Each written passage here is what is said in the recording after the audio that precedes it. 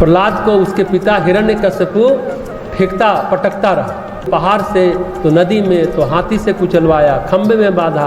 भगवान के प्रति प्रहलाद का भरोसा अडिग रहा। परमेश्वर हमें शायद इसी रास्ते से ले जाना चाहते हैं। उसी तरह लाहिरी महाशय की मुलाकात पहाड़ पर महाअवतार बाबा जी से हुई। उनको योग सिखाना था। महाअवतार बाबा जी बोले तुम्हारे शरीर में बहुत अशुद्धियाँ हैं, तो उनको उठाकर नदी में फेंक दिया। तो नदी के लहरें में पड़े रहे, नदी के बेग में बहते रहे, लहरें पटकती रही। 2 दिन बाद महाअवतार बाबा जी ने उन्हें निकाला। तो ये भरोसा होता है कि मेरा बुरा तो हो ही नहीं सकता। जो कुछ कष्ट कठिनाई है किसी न किसी औचित्य के कारण है, भगवान कोई ना कोई रास्ता निकाल देगा। भक्त के जीवन में जो कुछ भी हो रहा है भगवान की इच्छा के बिना नहीं हो रहा। भगवान की इच्छा है तब हो रहा है। भगवान की इच्छा है तो उसका औचित्य है, उसका उद्देश्य है, उसका मकसद है। जन सामान्य उद्देश्य औचित्य समझ नहीं पाते तो कहते अरे भगवान ने अन्याय कर दिया, मैंने क्या किसी का बिगाड़ा था। भगवान का कोई ना कोई मकसद है, अन्यथा हो ही नहीं सकता। तो भगवान राम शबरी को कहते हैं भक्त के हृदय में ऐसा प्रबल भरोसा होता है। मम भरोस हिया हर्ष न दीना। कुछ लोभ है तो हर्ष होता है, अधीनता होती है भय से। और भगवान कहते हैं मेरे भक्त को दो भर भय तो है ही नहीं, क्योंकि वह जानता है कि मैं हूँ। समस्त सहायता समस्त आवश्यकता अपने कालक्रम के अनुसार हो जाती है। तो भगवान कहते हैं यह है भक्त का व्यक्तित्व, यह है भक्ति।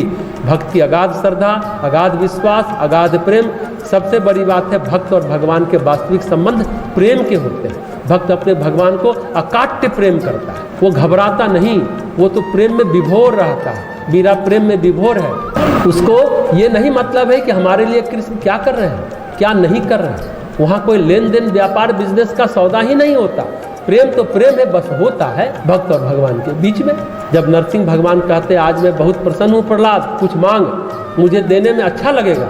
तो जानते हैं भक्त प्रहलाद ने भगवान से क्या कहा, मैं भक्त हूँ व्यापारी नहीं, मैं भक्ति का व्यापार नहीं करता, बस आपका नाम लेते रहना चाहता हूँ। यह है भक्ति, यह है प्रेम। तो भगवान कहते हैं मेरी नवी भक्ति है निष्कपटता, छलहीन। भगवान राम एक जगह कहते हैं मोहे कपट छल छिद्र न भावा, निर्मल मन सब सो मही पावा। पूजा गई भगवान कृष्ण के पास, कुबड़ी थी, जैसी थी वैसी गई। भगवान ने उसको सुंदर बना दिया।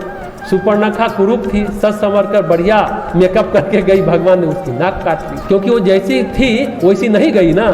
तो जो मुखौटा का वेश है, छल है, कपट है, वो भगवान को भाता नहीं है और मेरे भक्त को भी नहीं भाता है। जो डरेगा या लोभी रहेगा वो प्रपंच करेगा। वो तो निर्द्वंद घूमता है, वो जानता है सब जगह मैं ही हूँ, मेरी दृष्टि से ओझल हो ही नहीं सकता। किसी कैद में रखा जाए, किसी स्थान पर रहे जहाँ उसका कर्म विपाक क्षीण होता है, भगवान उसको सहज सामान्य अवस्था में या अपने पास बुला लेते हैं। ऐसी है नवमी भक्ति। भगवान नवमी भक्ति बताने के बाद सबरी से कहते हैं नव महु एकऊ जिन्हा के होई, नारी पुरुष सचराचर कोई, सोई अतिशय प्रिय भामिनी मोरे, सकल प्रकार भक्ति दृढ़ तोरे। भगवान कहते हैं इन 9 में से जिनकी एक भक्ति भी हो वो मुझे परम प्रिय होते हैं।